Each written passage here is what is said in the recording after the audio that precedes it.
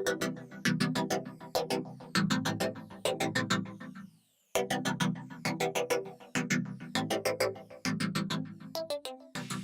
Henrika McCoy. I am an associate professor and interim associate dean for academic affairs and student services at Jane Addams College of Social Work, University of Illinois, Chicago, which is our co-sponsor.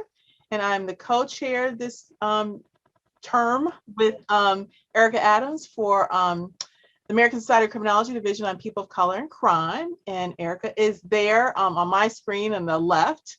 So on behalf of the board, we'd like to welcome you to our first webinar this year. We had a couple last year. We got a late start this year, but this is the first of two. And so we're looking for a very exciting and stimulating, engaging conversation. Our topic today is public scholarship, CRT and criminal justice. And so we're going to hand off the moderating to an excellent doctoral student who we are honored to have join us, Darrell Washington Jr., who is a doctoral student at the Crown School at the University of Chicago. And Darrell, it's all yours. Thank you so much. Can I get a thumbs up? Can folks hear me? Okay, great. Thank you, Dr. McCoy and Dr. Addams, for inviting me to moderate this panel. I am definitely excited. Shout out to my students that I've seen enter the building. I'm glad you guys are here. And then you'll get a little bit more of me in a couple hours when we have class. But my name is Darrell Washington. I'm a third-year doc student at the University of Chicago. And my research is around, I use abolitionist frameworks to understand the impact of juvenile incarceration on Black families, specifically here in Illinois. And I am super stoked just to introduce by name. I will let them tell you more about their work. Our panelists for tonight, Dr. Rod Brunson, Dr. Waverly Duck, Professor Caroline Mala-Corbin, and Dr. Eddie Portillos. So I'd like to start off with asking each of you to introduce yourselves and tell us a little bit about the work that you do. And just so no one has to figure out who to jump in, we will start because we were on together first, Professor Caroline Corbin. Sure. I'm actually a law professor specializing in the First Amendment, both religion and speech. And I actually had to double check that I wasn't invited by accident. But I do tend to look at these issues through an equality lens. So I am interested in both religious minorities, which often overlap with racial minorities. And I'm also interested in how liberty is often in tension with equality. So that's basically what I look at. And I'm just going to jump in and keep us going to keep the pauses down. Can I have Dr. Rod Brunson go next? All right, great. So also I'll say in the interest in truth in advertising and transparency, I've never publicly labeled my scholarship CRT, and I'm not trying to distance myself from the ongoing controversy. I maintain, however, that for the past 2 decades, I've produced a scholarship that examines the intersection of race in various criminal justice processes and outcomes, most notably young Black males and their disproportionate police contacts. So I'm currently a professor at the University of Maryland in the Department of Criminology and Criminal Justice, and I'm excited to be here this evening. Awesome. And to keep it moving, Dr. Eddie Portillos. Hi, I'm Eddie Portillos. I'm an associate professor of sociology. I'm also the chair of the department there as well. And my work looks at police community relations, school prison pipeline, and youth gangs. Awesome. And last but not least, Dr. Waverly Duck. I'm Waverly Duck. I'm a sociology professor and I'm in between places. I'm currently at the University of Pittsburgh, and I'm also, because UCSB, University of California, Santa Barbara, is on quarters, I'm the North Hall Endowed Professor of Sociology at University of California, Santa Barbara. My work, I study inequality in neighborhood and institutional settings. So everything from food apartheid to police-citizen interaction to interactions around emotions and autism. So I'm an interactionist and an urban ethnographer. Awesome. Thank you guys so much. And just kind of how I'm envisioning this working is I'll ask you guys some questions that I'd like everyone to answer, and then some individual questions, and I'll kind of specify which ones. And then we'll open it up to the audience. But also, if someone says something that, really moves you, if you guys want to ask each other some questions, I think that'd be great as well. So let's start off. Can you all tell us how you specifically define CRT, or what you believe to be some of the key elements or components of CRT? And anyone can start. I'll start. So I'm going to come at it a little obliquely. So often when people think about racism and discrimination, they think about sort of individual bigots, people who bear ill will towards a minority and actively harms them. That is not critical race theory. Critical race theory explores how discrimination is replicated, reinforced, not by individual bad actors, or I should say not only, but by structures and systems in society, especially legal structures. So take the problem of African-American students who must attend below par public schools, right?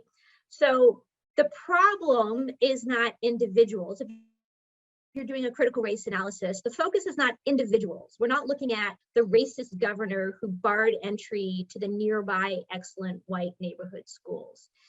Instead, critical race theory looks at systems in operation, right? The problem, the systemic problems. So for example, the decision to fund schools by districts, and districts tend to be segregated by race, which leads to unequal resources going to them. And the segregated neighborhoods themselves are the result of governments building a highway system that allowed white flight. So in a nutshell, the focus is not on how discrimination is implemented by individual racists, but how it's reproduced by structures in society. And of course, one of the overriding goals for this examination is how to dismantle this widespread and systemic racism. I could go next, and I agree with everything that was said. I feel very privileged to be in Pittsburgh, the home of Derek Bell, and he was actually a professor at University of Pittsburgh. And I'm going to talk to how I understand critical race theory and its origins as a legal theory. I first learned about it by reading the work of Derek Bell, and particularly Voices from the Bottom of the Well. But there are other scholars like Richard Delgado, Kimberly Crenshaw, Charles Lawrence, Angela Harris, and it examines the relationship between race and the law. And if you can think about it, as this country is forming, or even make the case as this country is forming, as modern Western capitalism is developing, social constructions around race is developing as well. So you can see these two things as twins. And so there's a premise that recognizes that race in construction laws and policies in this country, that's a part of it, and that when we claim objectivity, I think it brings a lens to say we need to put those laws and those policies in its proper historical context. And I think it's just a way of looking at not only social constructions of race, but how race has found its way into our legal system that has shaped the lived experience for a lot of people of color in this country. And I think the only thing I would add, and to sort of hammer this home, thinking about who, as this country is developing, who could vote, who is considered a citizen, who could own property, and actually who is considered property, and thinking about how those systems have actually shaped everything from accounting to banking to finance, that these two things can't be decoupled. And so it becomes a way of looking at, the interactions between race and the law. I can go next. I think a lot of us think of critical race theory as some people think of it as something new, and obviously it's not a new theory. I remember reading, very similar to Dr. and Derek Bell's work in graduate school, reading The Space Traders, and that had a significant impact on me at the time. I agree with everyone as well that its roots are with legal scholars, that it's interdisciplinary also in nature. We see sociologists, we see criminologists have weaved it into their work. It addresses issues of racism and racial inequality that are built by social institutions and structures, but also how it is reproduced through daily interactions. And some of us see it clearly, specifically as minoritized individuals. We see the ways in which racism operates in our society, and we can tell that story of how it operates. Others don't, though, and I think that's where critical race theory comes in, to be able to really highlight the ways in which it plays out in individuals' lives. And I'm particularly like the approach of the narratives that are used, again, going back to Derek Bell and the space trader story. And part of what's inside that story is this idea of interest convergence theory, that that whites tend to act in their own economic interests at the expense of people of color. And we see that in a variety of ways. And we see in the story itself that, a white population was asked to trade a Black population for resources and for wealth. And that kind of story, being able to make that kind of trade, really, I think, speaks to how the criminal justice system operates in a variety of ways at the expense of people of color. And I also think what's important about critical race theory is that it can promote fundamental racial and ethnic fairness. Underneath is a story about how we can do it, right? If we can learn about the way in which historical marginalization and oppression has happened in the lives of individuals, we can learn how that happens so it doesn't happen in the future. And so it can promote restorative justice kinds of approaches and bring about a more equal society. I guess I'm last and probably least as well. So I'll just say, that these have been some excellent critiques.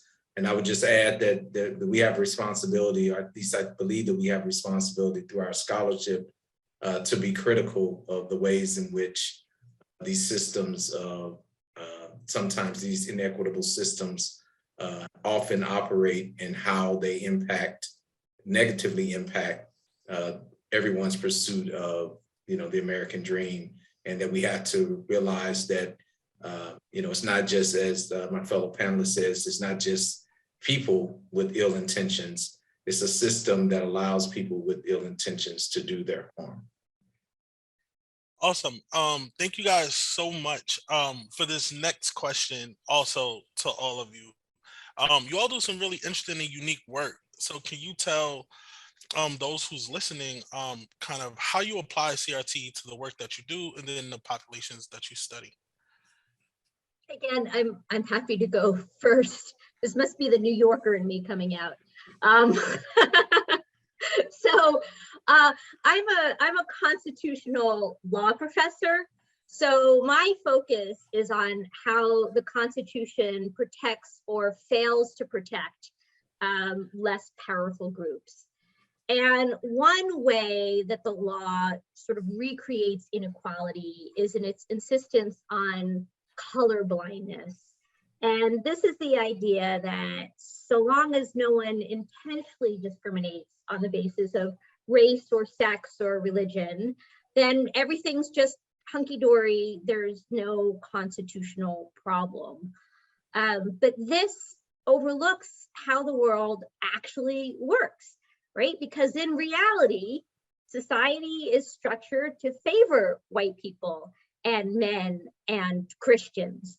So here's my example. I'm big on examples, right? Take the American calendar, right? The work week with a Saturday and Sunday weekend is structured to guarantee that Christians can easily celebrate their Saturday or Sunday Sabbath, right? But this work week does not provide any such guarantee for Jews to celebrate their very important Friday Shabbat dinner, or for Muslims to celebrate their very important Friday prayers, and so on. And so to say that you will be kind of the religious equivalent of colorblind, so here's and say deny special accommodations at work based on religion, a sort of religion version of colorblind, right? Under the Constitution, that's not a problem, but in reality, because society is already structured to favor those with power, that's going to disparately affect non-Christians as opposed to Christians, right? In other words, like just like white people are privileged in enjoying benefits that non-whites do not, so are Christians in the United States, and so are all kinds of groups with power. So consequently, to be colorblind or religion blind or sex blind is simply to allow hierarchies to continue. And so my work is often to try and expose the ways that both the law and the courts entrench this kind of privilege. And I particularly focus on white Christians. So that's how the role that critical race theory plays in my work. It's okay, I'll go next because I think I can piggyback very well off of what was just said. Right now I'm finishing up a project on food apartheid. And I'm trying to understand in Pittsburgh, in this predominantly Black area that has 7 supermarkets, how did that come into being and why do we still see disparities in terms of housing, education, the criminal legal system, access to capital, livable wages. But to tell that story, for me to successfully tell that story, I have to think about what is sort of unique about that population. And even if I were to work backwards to say how that community came into being, had a lot to do with urban renewal policies. But for me to tell a broader story, looking at what's unique and special about the Black American experience, from the Atlantic slave trade to slavery to Jim Crow to Reconstruction, the migration to urban areas from Harlem to Detroit to Chicago, the civil rights movement, and sort of this current contemporary moment, I have to look at, policies that have disproportionately affected Black Americans and have marginalized life chances. And so in a way, critical race theory allows me to sort of interrogate those policies that has sort of created this social situation where even in the face of a wealth of food and resources, you still have people who can't even access that. And then thinking about equitable situations. And so in one sense, and that's just one example, and I can talk about, issues around my work between police and citizen interaction and looking at, the history of those policies.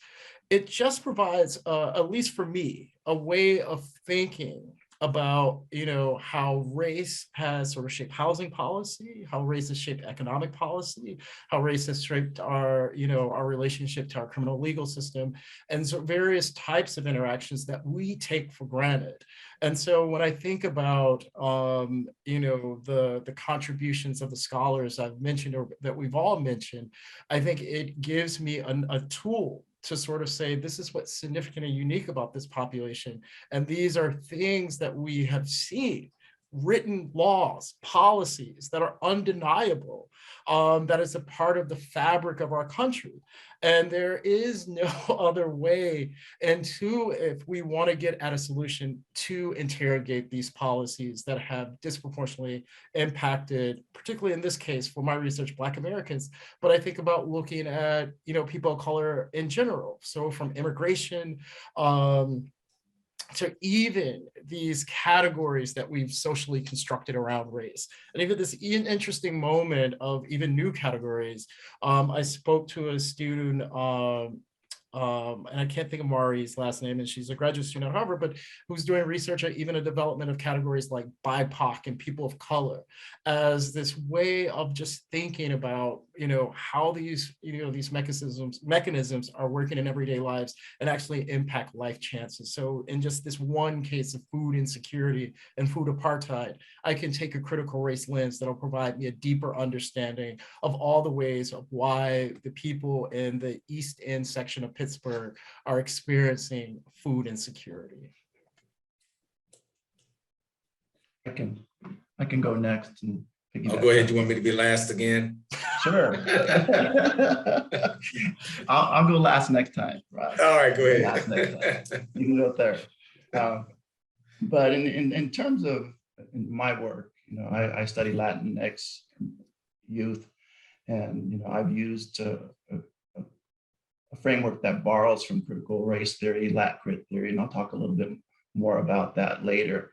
But I look at these differential treatments in terms of the school to prison pipeline, police community relations, and also in the study of gangs. Again, to show how there's disparities, how they're treated by school officials, disparities in terms of how they're treated by the police, law enforcement officers who work in the community. And so, Lat crit gives me the ability to be able to do that. But in addition, I've also been able to use aspects of this theoretical approach to study, to do public sociology. In the last 10 years, I've done a lot of expert witness work. And so each of my cases that I work is basically, I see it as a mini qualitative research project where I go into the community to understand this individual's lives, to be able to make an argument in terms of why they shouldn't receive. In a lot of the cases I've worked with in death penalty cases, so to argue for mitigation reasons.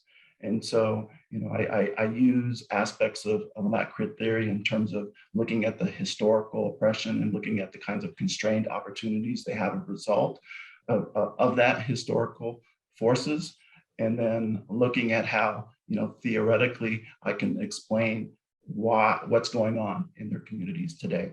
Looking at also weaving in other sociological kinds of theories. Diego Vigil, for example, multiple marginality theory, looking at police community relations and the experiences that's had in their communities, looking at negative experiences within the school, experiences within the family. And so I see being able to use this kind of theoretical perspective in expert witness work as a form of, again, of doing public sociology, of bringing that research, bringing the theory, bringing all those aspects that we typically find in academia into the courtroom to be able to help an individual not receive the death penalty. In all the cases that I've worked, the individual is clearly guilty. I'm not going to get them out of jail, right? But instead of receiving the death penalty, they receive a life sentence. And that has been the case, with all the cases that I've worked so far. And so being able to use Lat crit that draws on critical race theory to do public sociology, I think has been an important part of my academic work that I've been able to do. I didn't mention earlier what university I'm from. I forgot. Sorry, UCCS, University of Colorado Springs. All right, now we'll forgive Dr. Portillo's for making me go last, but it was great because he reminded me of a paper that he and I and a co-author published on Afro-Caribbeans' experiences with the police as well. And so I would say that is an extension, as he had, artfully said, an extension of critical race theory. Whereas in other areas of my work, I think I've done it, but I haven't called it that. And it certainly provides a legitimate scholarly analysis to the experiences of youth with the police that I have studied consistently. So.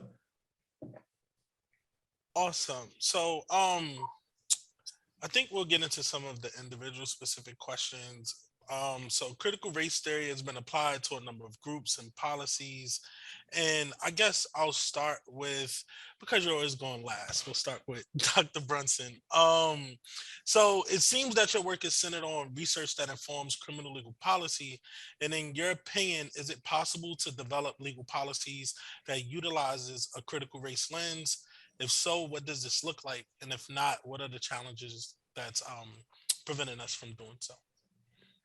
It's a great question and a big question. What I'll say is, I'll talk about the challenges, I guess. And that is that we're, as we've talked about, these are systems and structures. And so we're developing policies, they also have to be implemented through agents of these systems and structures. And so it's hard for us to think about how do we reform a system that is seriously broken, and policies aren't enough to do so. So I think we have to first recognize that one of the conclusions that many of my students often come to in my class, particularly when we're talking about urban policing, is that policing, in this country is perhaps working the way in which it was intended. So so reform is not necessarily the only answer or the only way to address some of the problems. We have to think about the structure. So I'm not, suggesting that policies in and of themselves are going to be sufficient. Perhaps that those policies have to still work within the system, the very flawed system that we currently have. So some serious overhaul, I guess, is what I would suggest with those types of considerations in mind, and that, we have a system that is designed to be inequitable and to harshly punish some people and not others. And so we shouldn't think that policy reform within the system is going to give us the expected benefits of equality. Thank you. So Dr. Duck, this question is for you. So in your book, Tacit Racism, you and your co-author introduced this new phenomenon known as interaction orders of race. Can you explain the interaction orders of race for those of us who have yet to read your book more thoroughly? Yeah, a part of the sociology I do is called ethnomethodology and conversation analysis. And ethnomethodology is like a reference to people's methods, and conversation analysis at its most basic form is that, conversations have rules, interactions have rules. Two people can't talk at the same time, there's turn taking. And what we wanted to do or illustrate in this book was to, put the focus on interactions. So every time we interact with another human being, we draw on a set of unconscious, taken for granted expectations to guide us through an interaction. But tacit racism at its most basic form, it looks at the ways that systemic racism has been coded into structures of everyday life, such that whether you have implicit bias or not, that you're acting in ways or you're participating in things that have racist outcomes. And we wanted to sort of put it at, the focus on interactions to show how these things come into being.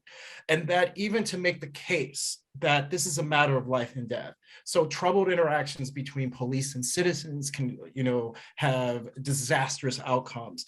Miscommunication in medical settings can be a matter of life and death. Trouble in the workplace and in schools. And so the focus of this book was to sort of illustrate that there are these ways that we talk and take for granted in everyday life, whether it's in our language or in our practices. And I think there are tons of people who have written about this, from Eduardo Bonilla Silva, and I don't know, I'm blanking on the researcher who was at Harvard, but she passed away recently, in interrogating, job applications and resumes. But the ways that we draw on a certain set of assumptions that is being informed by, our problematic history, and even can take a step back and looking at, again, how racial capitalism, colonial settler capitalism is informing and has shaped our interactions, so that even if you're doing these things, you're not aware of it. And what we wanted to do for people who want to make a change, we're providing a tool to say that, stop and make the ordinary strange. And that once you become aware that you're doing these things, it is our hope that people will stop doing it. And so that's what, at its core, tacit racism is about, and interaction orders of race, what we're referring to. Awesome, thanks. Dr. Patillo, since you said you wanted to go third, I thought I saved this one for you. So can you talk to us about how you define lat crit theory, and how is this framework useful to your scholarship on Latino youth in the police? Sure thing, but I was supposed to go last, so, right, Rod, that was our agreement? No, that's fine, I'll go third. But in terms of, we know critical race theory is well suited for analysis that focuses on race, racism, and power. But there are issues specific to the Latinx population that we don't often see addressed directly within critical race theory. And I think this is where lat crit theory has come in to look at issues like language rights, immigration, citizenship, those kinds of issues that are specific to the Latinx population. And again, not to say that critical race theory is not compatible with Latinx, and it shouldn't be in competition. It shouldn't be seen as a challenge.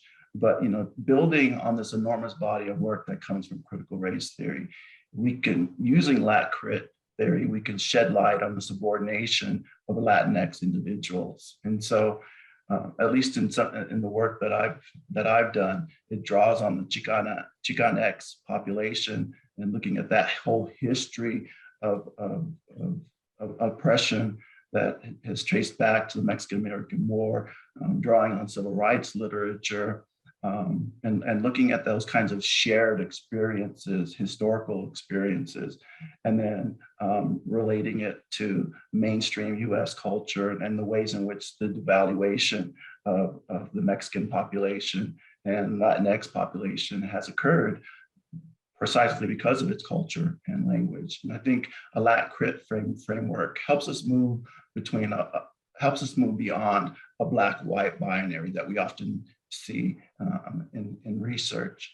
And so drawing from Solorzano and Burnell's work, it allows us to consider multi-dimensional identities, topics such as immigration, citizenship, phenotype, sexuality, looking at the intersections of racism, classism, and other forms of oppression.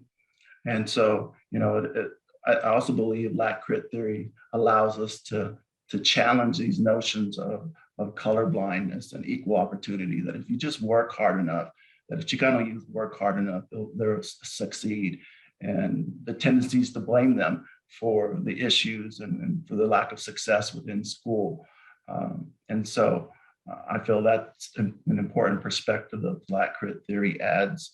I also think it brings in this idea of the centrality of experiential knowledge, that people have experiences, and those experiences are important to know, and we can learn from them, and we can develop sets of policies around those experiences. And so we need to listen to those voices. We need to listen to the youth in our communities, the people who are experiencing negative police interactions, the kids who are having bad experiences in school and being pushed out of their schools. And so that's what I do in my own research, by looking at and studying the Latinx population, looking at how those communities have been created because of the historical experiences and the ways in which they constrain opportunities today. And so looking at that historical link and looking at how those communities can address those issues, especially around immigration, language, and those kinds of things, particularly around issues around policing. And so, I have found Lat Crit theory to be very important in my own research. Thank you so much. And I have one for Professor Corbin. So as a legal scholar, I'm wondering if you could talk a little bit about the role of unconscious bias and white privilege in the productions of criminal labels, and more specifically, how does unconscious bias and white privilege influence who is classified as a terrorist? Sure. So I think my invitation here today was based on an article I wrote whose title is a pretty good summary of it, which is basically terrorists are always Muslim but never white, at the intersection of critical race theory and propaganda. And I think a really important insight from critical race theory is that white privilege and race discrimination are actually two sides of the same coin. And when it comes to who's labeled as a terrorist, you really see both of them in play.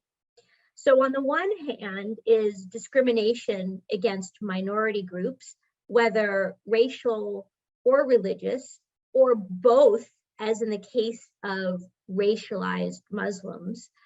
More specifically, the discriminatory stereotypes that terrorists are brown Muslims.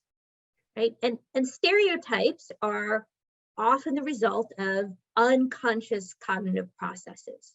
Because our minds are sort of overwhelmed with information, they've developed certain cognitive shortcuts to help process that overwhelming amount of information. And so once we for example, once we categorize something as a cat, we can assume a whole bunch of information about it. And while often accurate, sometimes these unconscious shortcuts can lead to pretty predictable errors, such as equating the word terrorist with brown Muslims.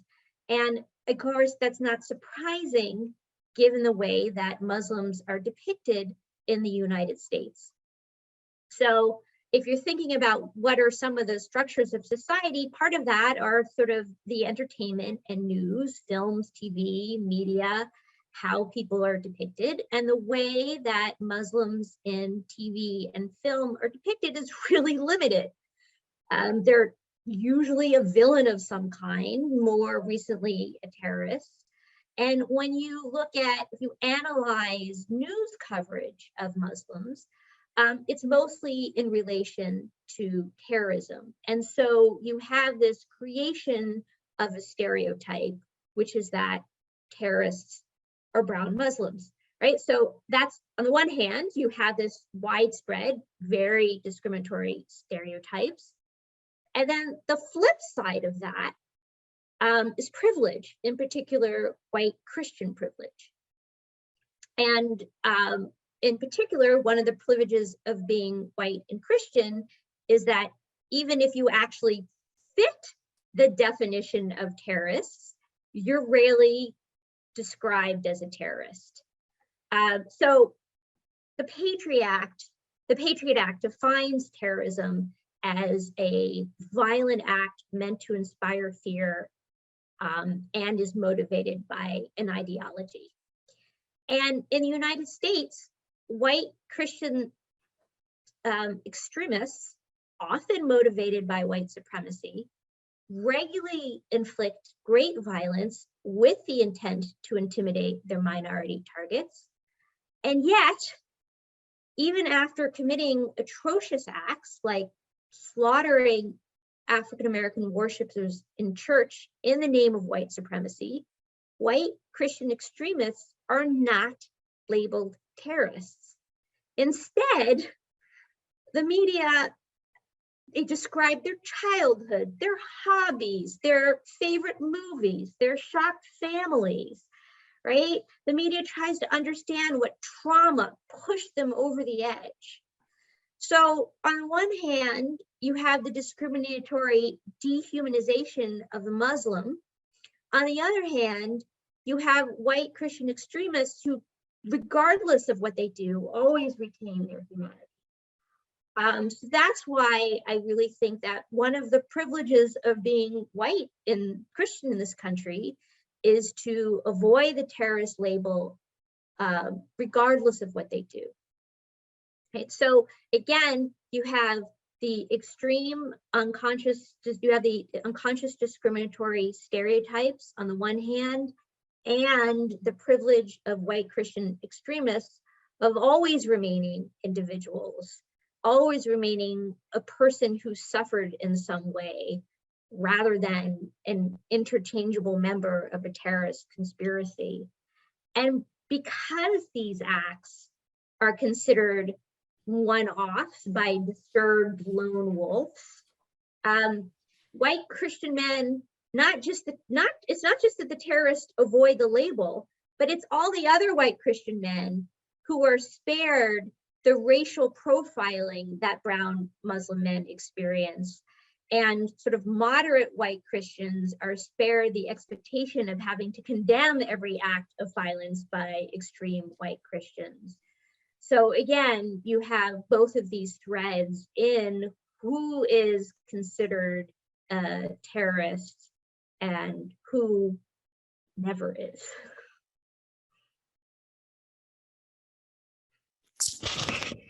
Thank you. Thank all of you for those responses. I want to pose a question to all of you again. So over the last few years, CRT has garnered a lot of negative attention in the media and the political arena. So what do you think about how CRT has been presented in kind of this battle that we've been going through the last few years? I can go. So first, right now we're in a very focused moment on 2 million people who are being displaced in the Ukraine. We saw similar situations with refugees coming to this country from natural disaster in Haiti and other countries from Central and Latin America. And to say the overarching, we're still in this COVID moment. But during that period of time, while we were all experiencing COVID, we watched the tragic deaths of George Floyd, Breonna Taylor, Elijah McClain, Ahmaud Arbery. And I think what the response was from watching people go out and protest in the streets, that there was this movement to do diversity and inclusion training. And I think the response, and I think it would be disingenuous to say that what has been defined as critical race theory and what we're talking about with regards to this question is critical. It is not. It is a pushback about discussions around race, but also a pushback about the changes that were brought about in response from organizations, from institutions, from governmental agencies, really trying to address issues around race in the workplace. And then it was politicized during a presidential campaign where you had people in positions of power, maybe the former president, and then you have people who are running for office all over the country in Virginia, and you have school boards actually coming up with this narrative where when you would ask people, what is critical race theory, they couldn't produce an account. But it seemed to me, at least, that this was a pushback about the discomfort of now having to talk about conversations related to race and this country's sort of history of race and racism that made a lot of people uncomfortable. And so in one sense, there's the argument around critical race theory. And then there's this sort of social constructed narrative about what critical race theory is. And those are two qualitatively different things. And to engage that, at least for me, and even talking about it right now, gives it a certain set of legitimacy that it isn't what we all discussed at the beginning of his talk, but it's actually something else that is that has morphed to, people's everyday interactions in dealing with some of the issues that were taking place during COVID. I would also say, and this is sort of the last point, I think even the response that people are making, instead of having those conversations and moving forward, it's almost making it about the person who, I'm not racist. I don't want to be framed that way, instead of the larger issues that have actually brought us to this moment. And so I say this all to say that there's this narrative about critical race theory that I think is not related to the theory itself, that is a byproduct of what happened these past few years with regards to what we witnessed, especially between everyday citizens who, Black Americans, with law enforcement and sort of the response to it. If I can go next, because I think I had very similar reaction to Dr. Duck about what this is. And to me, the question in my mind was really focused on all these bans of teaching critical race theory in the classroom. And I agree that what they often mean is they're not banning an examination of how the colorblind legal system and other societal structures perpetuate racism. What they really are trying to ban is any discussion of race or racism in the United States in the classroom. And I actually think that this white reaction is really a textbook case of white fragility. So if you don't mind, I kind of want to do a critical race theory analysis of the reaction to critical race theory. So let me just say, right, so a key component of white privilege is that it's often invisible to those who benefit from it. So white people don't realize that their whiteness confers benefits, including like the benefit of having whiteness as a societal norm.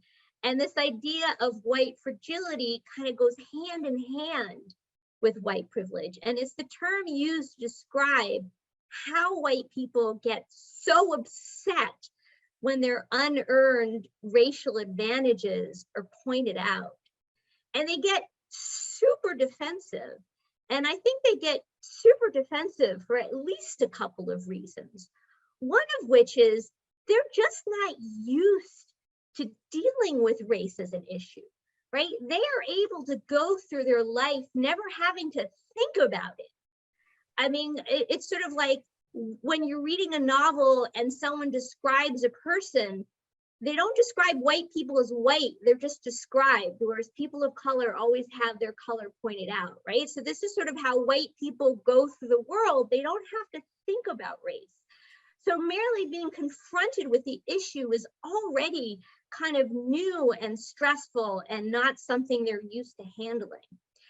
And then on top of that is because they haven't been educated in critical race theory, right? In many white people's mind, they equate any discussion of discrimination with individual animus. And so they think any discussion of race is going to be these people are bad and these people are me. And basically they equate discussion of race and racism in the country with being called a racist. And of course, this is very upsetting to them. And so they get very defensive. And one defensive reaction is to position themselves as the real victim, right? They make the conversation about themselves. It's not enough that all of society is already structured about their needs and desires, but now the conversation about race is also going to be centered around them.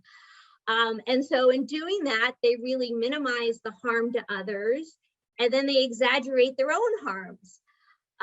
And so now the great harm in this whole discussion is not the actual violence visited upon people because of the race, but the fear of being called a racist. And so this is horrible to white people. They cannot tolerate it. They have to ban it. It must stop. And that is why we are getting these bans on critical race theory in schools. So that's sort of my critical race theory analysis of the reaction. Rod, it's your turn. I'm going last. All right, I was just gonna say, I couldn't have said it any better. And I think that a lot of it is, again, just the inaccurate portrayal of CRT and how it's been explained, particularly in popular culture, and how it's been incorrectly explained, and the science of it being stripped away in very convenient ways. And I would agree that it speaks to the notion of power and privilege when you can shut down a whole discussion of a topic that makes you uncomfortable, or that we as a country refuse to have a serious discussion around. All right. I think, this presentation from the media and from others on the right has been flawed and skewed in the direction in terms of creating fear about critical race theory. And I think that's a key word. We've become, people in our society have become fearful of the harm that critical race theory can do to students, but not all students, right? A specific group, specifically of white students that were fearful. But these attacks aren't new, but they seem to have garnered a new momentum. I remember in Arizona, there was a Mexican-American studies program that was started in 1998. And it was a program that focused on the history of Mexican-Americans in the United States and teaching them a kind of cultural pride of what it's like to grow up in the US, to know their history, to know the accomplishments of Chicano people who came before them. And so instead of taking away this larger narrative that we hear of how Chicanx folks are dangerous and how they hurt society and how they're gang members and how they're troublemakers, replace that with the pride of where you come from historically as a dominant narrative that youth should learn. And so this was the program that was in place, and it was very successful. 93% of the students that went through that program graduated, and many went on to college. But despite that success, it was seen as a threat. Arizona Superintendent Tom Horn argued that the program was a form of racism that taught Chicanx youth how to hate America. But that wasn't the reality, right? It was trying to teach them to be proud of who they are and where they come from, to be proud and to be successful, right? And so I think it's, critical race, the concerns around critical race theory have been used to kind of create a fear. Marjorie Zatz in an early article in the 1980s talked about the threat gangs pose as a moral panic, that the moral panic was an unsubstantiated fear. We identified them, we saw them as a real threat, and then we overreacted to that threat. And I think there's some similarities there with critical race theory, that we've identified critical race theory as a threat, and we're overreacting to what we perceive as a threat, right? And it's going to impact teachers if they decide to teach this and they're not permitted to do so. I see it coming into the university as well, where there have been concerns at the University of Colorado about critical race theory. And one regent's recently saying, hey, maybe we should do away with the teaching of critical race theory. It certainly impinges on our academic freedom as professors and instructors here at the university. But that's what I see. I see that there's concerns about critical race theory that fit with a moral panic, and that's scary. Awesome. Thanks for that. So we're just about to get transition to audience questions, but I'll pose this last question before we do, while folks are thinking about kind of the questions they want to ask. But I'm wondering from all of you, has this battle against CRT impacted you in the work that you're doing anyway?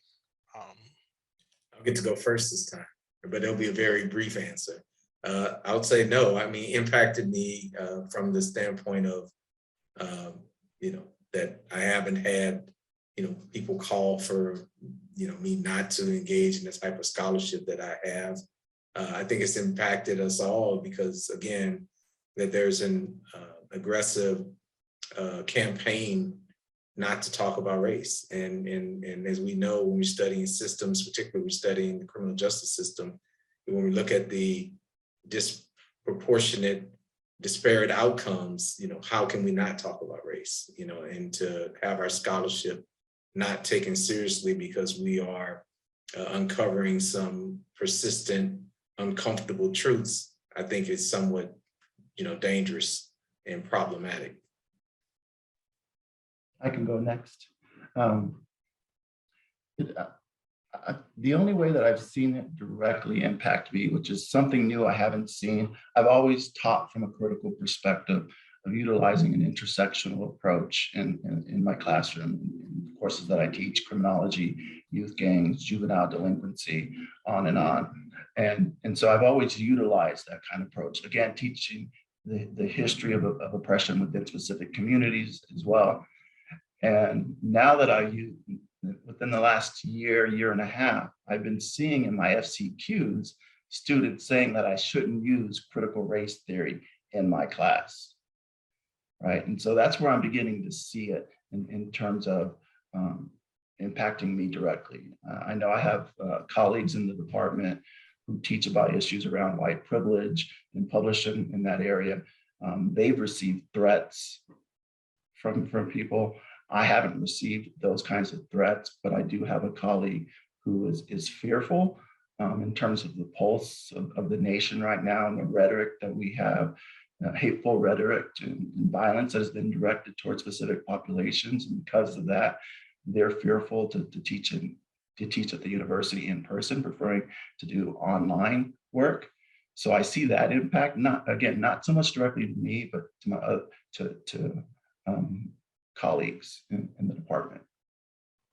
I'm going to say yes, but the yes answer is complex. So Derek Bell graduated from law school at the University of Pittsburgh. and I've been at University of Pittsburgh for 12 years, and I speculate, I don't know this for sure, but I speculate maybe no more than 6 to 7 of us have, have a history of teaching, for anybody who studies race and, theories of race and racism. You have a conversation about critical race theory. And what I've seen have been not only, threats made at the university, but also that anybody who talks about race, and even and while it doesn't bother me to be described as a critical race theorist. And so what I think has happened, or how it's impacted my work, is not only how I'm framed because I'm somebody who studies race and inequality, but also that I'm in places and spaces where people feel threatened and wanting to know, not only do people want to know where it's being taught, but who's teaching it. And so in that regard, I'm very much aware of it. What I've decided to do is just be very transparent that, for me to tell this story, whether it's teaching a course on slavery and capitalism, or racial capitalism, or colonial settler capitalism, or a course on Du Bois, that I have to incorporate that lens. And so, but, across space and time, I think any scholar of color has always found themselves in a very vulnerable position. So this is on par for the course. So saying this all to say that I have, as it pertains to me personally, the framing of what I do and the misrepresentation of what I do, but also watching threats to my institution and, friends and colleagues, and being put in positions where you have to, where I can be talking about health inequality and someone asking me, is that critical race theory? And so I think in one instance, it's a mischaracterization, it's a distraction, but I think, throughout my career, and even though I feel there's some, even being a tenured professor, it's still, there's a certain level of vulnerability that I can't take this process for granted. And so in that sense, I see it not only as somebody who talks about and teach about race, but I've watched this, happen to a lot of colleagues of color, a disproportionate number of Black colleagues of color, but I've also watched threats to my institution from people who actually dare to have these conversations as well. So my initial reaction was, no, it didn't affect me. I am a tenured professor. I am in Florida. And so you think, perhaps I'm naive, but I'm at a private university, University of Miami. So we are not subject to the law. I teach constitutional law. I teach a unit on equal protection, and that unit is basically me giving a mini course on critical race theory. And I always get pushback for doing that, but I've never felt threatened in any way. And maybe it's different if you're white teaching this than if you're not white. So, I mean, I've had people send me nasty emails and CC my dean, but the dean is just like, you're tenured, this is academia, don't worry about it. So I don't know how much my experience seems a little different from other people because of where I am or because I'm white. I'm not sure. I will say that my next paper is going to be on, like you asked, does it affect your scholarship? And the answer is, yeah, I'm going to write about it. I think my next paper is going to be the unbearable fragility of critical race theory bans. So it directly, I'll be writing about it. Cool. So if anyone out there has a question, please feel free to put it in the chat, or maybe you can pose it We yourself. have quite a But few questions we in the have a chat, couple. actually. Yeah, I'm gonna go through those now. So one person asks, how can we as academic researchers and intellectuals resist the attack against CRT? And I'll just have a couple folks answer, and then like we'll just keep this rotating in the interest of time. All right, I'll break the awkward silence. I was gonna say, as my fellow panelists have said, my advice would be to keep doing the important work that those on the panel, and I know many people in the audience are currently doing.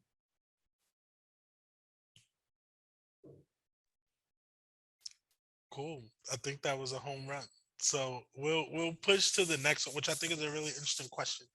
So the person wrote, I'm interested in the panelists' thoughts on the recent federal anti-lynching law. Does this have genuine potential to counteract systematic racial violence, or do people think it's largely symbolic or merely a too little too late gesture? I think about the work of people like Ida B. Wells Barnett, and I think about the legacy and the history of this country. And I speculate that people have fought for that particular law to get passed since I've been alive. And so in one sense, I'm grateful that we're at a point where something like that could happen.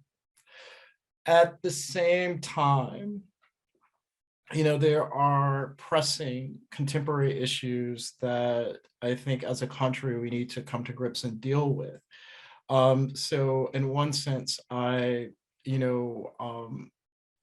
value and appreciate the labor and the work and the resiliency of the people who put that forward and who never gave up, and that it has happened in 2022.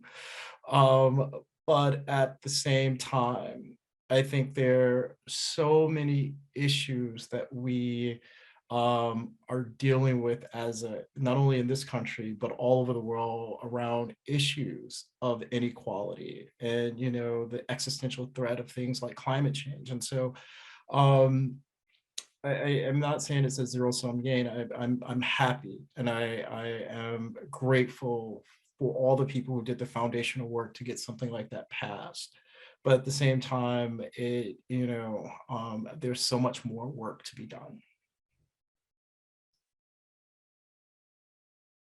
Anyone else for this question before we move on?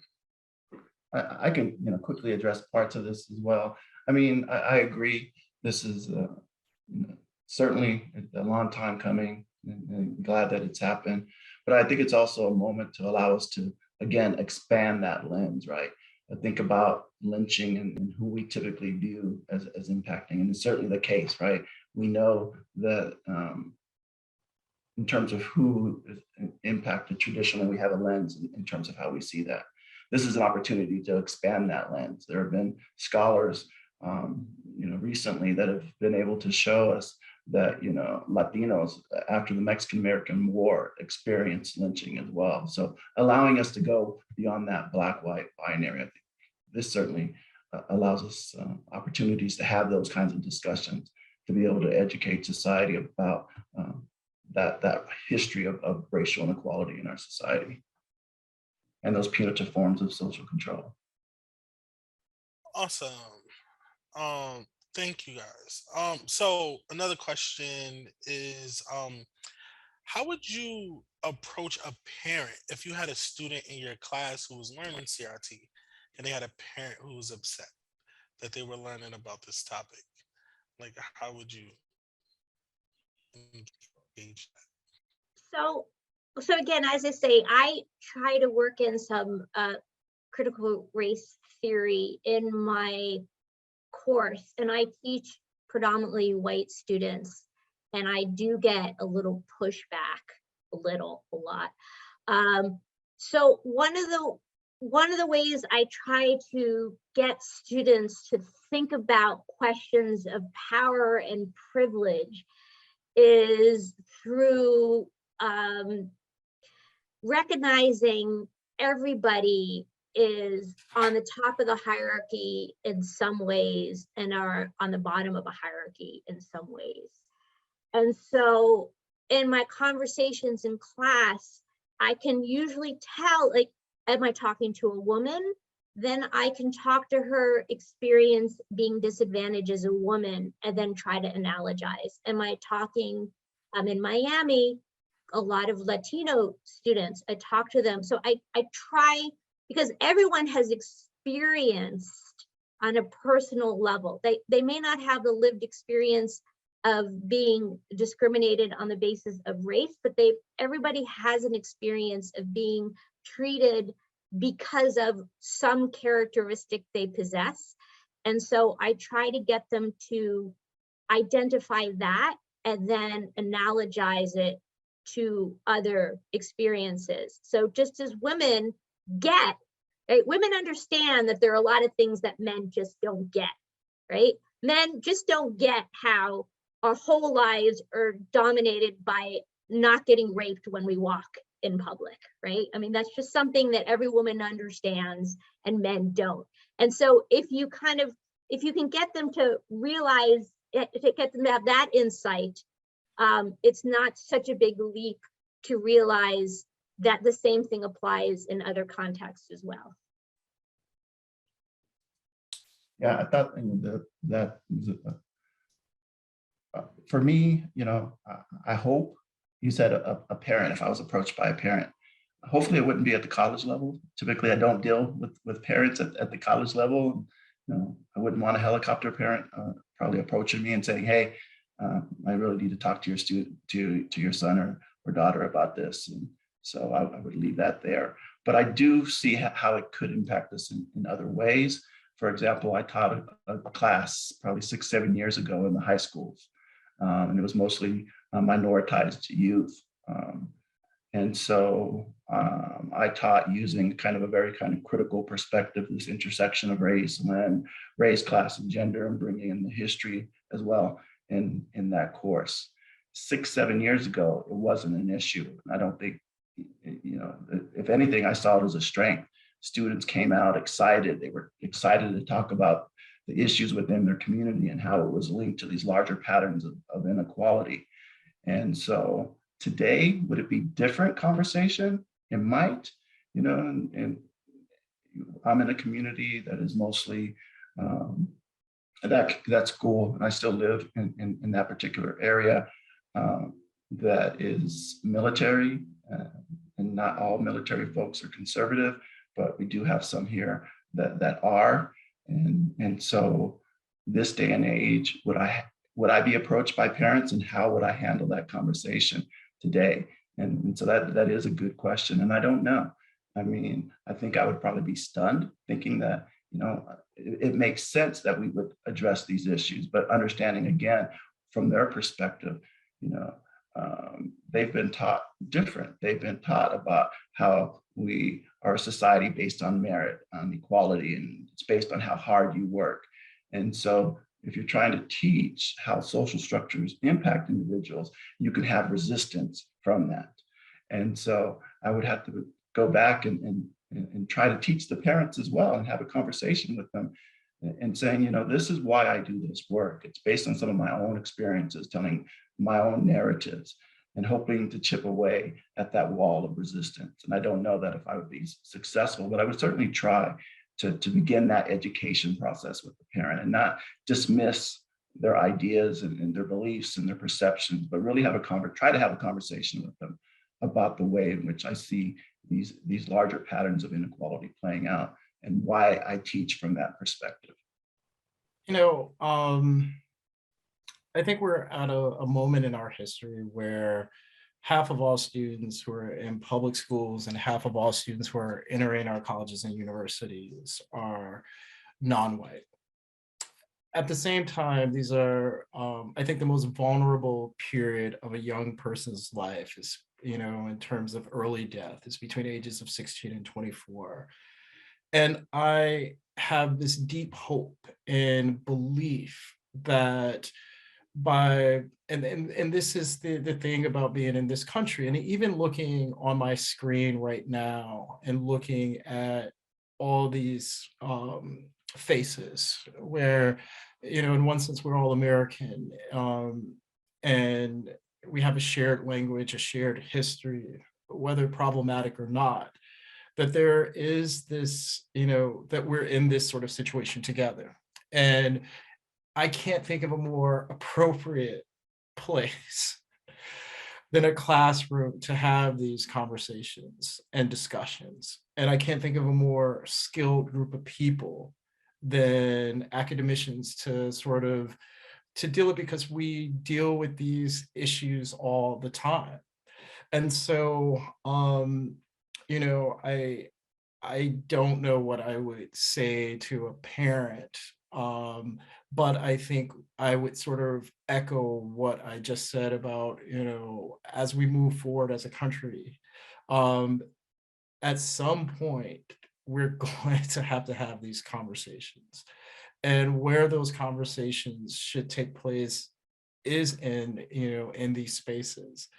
But it's not just limited to those spaces. I think even thinking about, that in one sense we have in real life, but there's also, a whole other world in social media, and the internet never forgets. And whether those are actual real people or not having those conversations, I think the universities historically have, and I think that's why universities are under attack, are the places where difficult conversations are had all the time, and where people are really skilled to have those debates and conversations.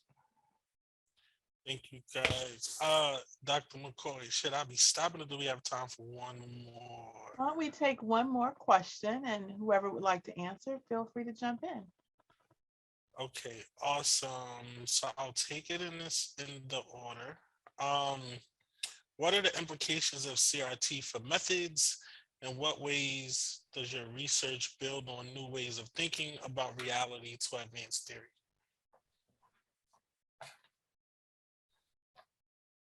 Well, since we have no takers on that question, why don't we do the next one? I was going to call out someone. Okay. Why don't we do the one about burning bridges? And Yes. I'll say that's because our next webinar coming up will somewhat focus on this. So why don't we take that question? Awesome. So what advice do you have for ECS, especially untenured women of color, who want to engage in the scholarship but fear burning bridges or dealing with backlash?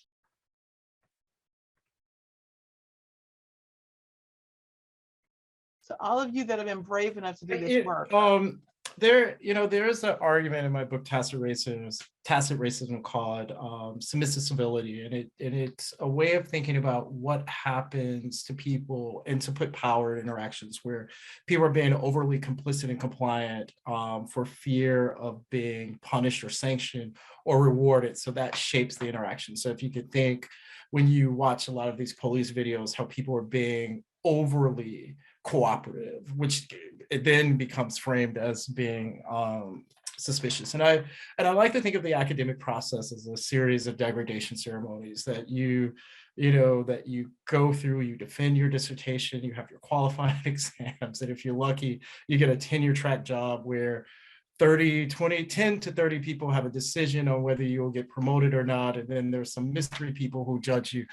I say this all to say that throughout our careers, we will always find ourselves in these vulnerable positions, and we do a cost benefits analysis to sort of figure out how to navigate this. And then there's the hope that when we get into a position of power, we can change things. And then once you get into that position of power, you find out that these things are structural and that it requires a whole interrogation of the system, and you find yourself burnt out. I say this all to say that I think any work that you're passionate about, and having a community and supporters and people who will run interference for you when you're vulnerable. And I really have benefited from having a lot of senior professors at the most vulnerable periods of my career who provided interference and were protectors, but also recognizing, not reproducing that dominance that happens, that that crushes innovation and ideas for young scholars. And so my advice in terms of, having a broad and dynamic network, align yourself with people who are in positions of power, who've done things that you've done, but also making sure that you're not reproducing the types of dominance that you've experienced that makes it impossible to do this work. And so that's my 2 cents on that question. Yeah, I would agree with that perspective as well, that, I was fortunate that I had excellent mentors in graduate school that helped me, that provided assistance and guidance throughout the way, even through the job negotiation process. And I had fellow graduate students who didn't have that. So I think we should be mentors as well to those who are coming behind us, and to provide guidance to them, and recognize how how we reproduce larger patterns of inequality within our own lives. As chair of the department, I'm addressing various issues of inequality that I see between the lecturers and tenure track faculty. And so recognizing that even within our own system, within the university, that we need to address those issues.